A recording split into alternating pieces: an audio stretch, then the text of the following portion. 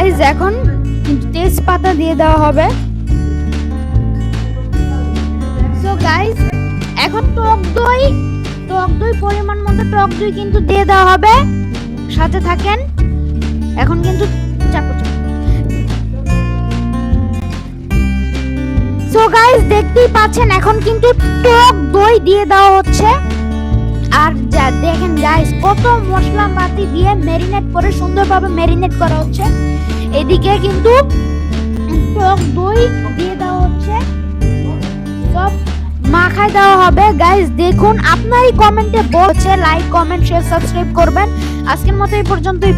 So guys দেখুন এখানে স্বাদ মতো টেস্টিং সল্ট দিয়ে দেওয়া হচ্ছে খাবারের স্বাদ বাড়ানোর জন্য। গাইস এই যে গাইস পরিমাণ মতো টেস্টিং সল্ট দিয়ে দেওয়া হলো। টেস্টিং সল্ট কিন্তু গাইস দিয়ে দেখেন দেখতে কত জুসি টেন্ডার দেখাচ্ছে। আমি জুম করে দেখাই গাইস কত সুন্দর। 3 4 5x জুম। গাইস দেখেন কত সুন্দর লাগছে দেখে, একটা স্মেল আসতেছে।